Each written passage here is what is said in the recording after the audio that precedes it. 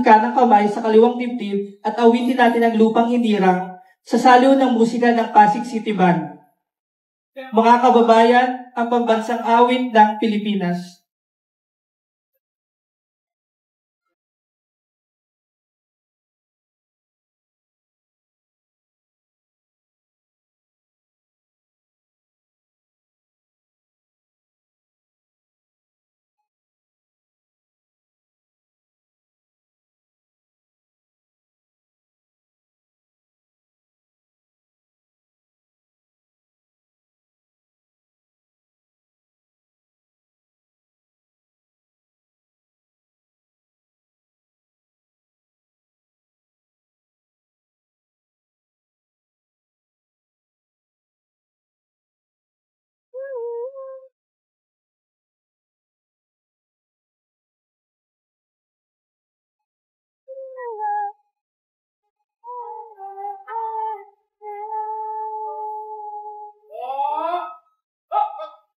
Manatili po tayong nakaharap sa ating bandila para sa panunumpa sa watawat ng Pilipinas na pangungunahan ni Atty. Diego Santiago mula sa DEN. Itaas po natin ang ating kanang kamay at sabay-sabay nating ligasin ang panunumpa ng katapatan sa watawat ng Pilipinas. Ako ay Pilipino, buong katapatan nanunumpa sa watawat ng Pilipinas at sa bansang kanyang sinasagisa na may dangal, katarungan at kalayaan na pinikikilos ng isang bayan maka-Diyos, maka-tao, maka-kalikasan at maka-bansa.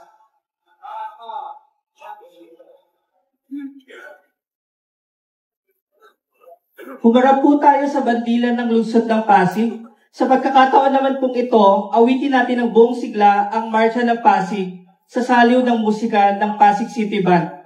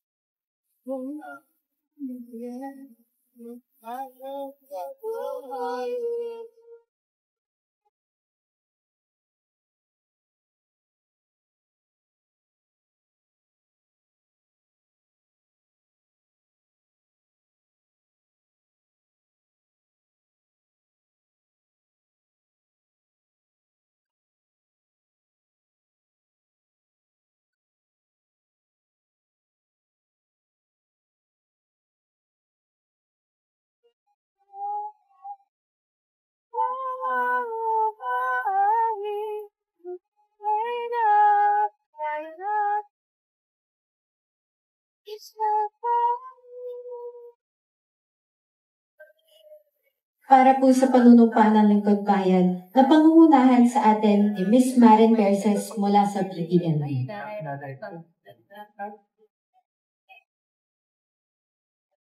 Panunumpa ng Lingkod Bayan.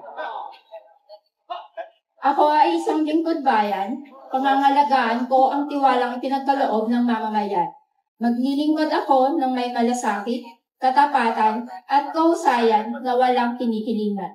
Magiging mabuting halimbawa ako at magbibigay ng pag-asa at inspirasyon sa aking kapwa lingkod bayan. Lilinangin ko ang aking sariling kakayahan upang sa lahat ng panahon ay mapaglingkuran ko ng buong kahusayan ang sambayanan. Hindi ako makikibahagi sa mga katiwalian sa pamahalaan, pipigilan at isisiwalat ko ito. Sa pamamagitan ng tama at angkop na pamamaraan, isasabuhay ko ang isang lingkod bayan, maka-Diyos, makatao, makakalikasan at makabansa. Tutugon ako sa mga hamon ng makabagong panahon, tungo sa adhikain ng matatag, maginhawa at panatag na buhay. Sa mga tungkulin at hangarin ito, kasihan nawa ako ng may gakar.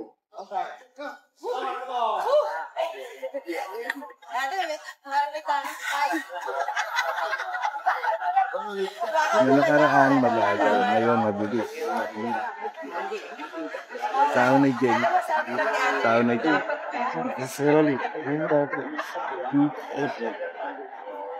Ngayon po ay ginugulitan natin ang mga sumusunod. Holiday Hazards Prevention Month, Proclamation number 115A, Series of 1966. National Volunteers Month, Proclamation number 55, Series of 1998. The Month of Overseas Filipinos, Proclamation number 276, Series of 1988. Rizal Month, Proclamation number 126, Series of 2001. National Press Congress Month and Month of the Community Press to the Service of the Nation, Proclamation number 1187, Series of 2006. Energy Consciousness Month, Proclamation number 1427, Series of 2007. First Monday up to the following Sunday, Philippine Aviation Week, Proclamation number 732, Series of 1970. From December 4 until December 10, National Human Rights Consciousness Week, Republic Act number 9201 of 2003. And on the week 1, Family Week, Proclamation number 147, Series of 1949. Commerce and Industry Week, Proclamation number 480, Series of 1968. Electronics and Communications Week, Proclamation number 615, Series of 1969. Atomic Energy Week Celebration, Proclamation number 1211, Series of 1973. National Government Employees Week, Proclamation number 1130, Series of 1997. For the first Monday of December, Parents' Day, Proclamation number 213, Series of 1937. Mother's Day and Father's Day, Proclamation number 58, Series of 1998.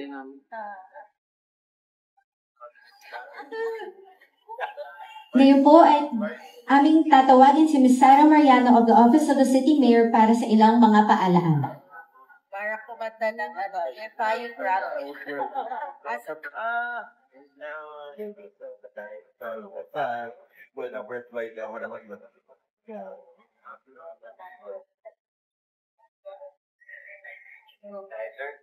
Good morning, everyone. So, today we'll be recognizing and commending 3 BFP personnel who actually rescued Jonathan Putong, and we will be giving them a cash award of 10,000 pesos each. They will also receive certificates of recognition. So on July 2024, due to Super Typhoon Karina, several barges and boats were swept away from where they were stationed on the Marikina River. Jonathan Hulong, 46 years old, was working on one of the barges at the time it crashed into the F. Manalo Bridge along the Manggahan floodway. And on July 25, 2024, after several hours of waiting for assistance, Jonathan Putong was rescued at 12:43 a.m. on Thursday through a joint rescue operation by the Bureau of Fire Protection, Pasig, and BFP Quezon City. This time, may I invite in front, Pasig City Fire Marshal Christopher C. Angot from the BFP Pasig City Central Fire Station to give the awards and certificate of recognition.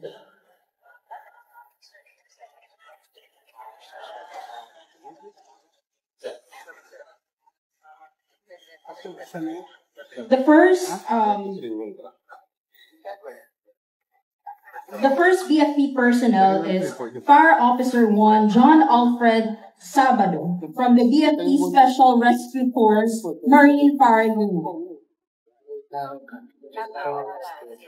Next one is Senior Fire Officer 1 Nino Jose M. Lagasta from the BFP Quezon City Fire District Special Rescue Force. Last one is Fire Officer 1 Christian Andarino from BFP Quezon City Fire District Special Rescue Force.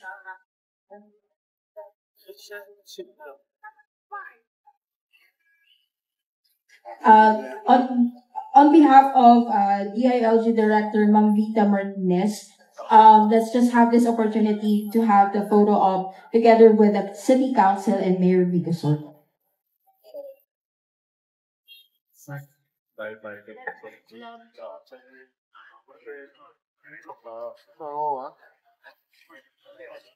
Okay,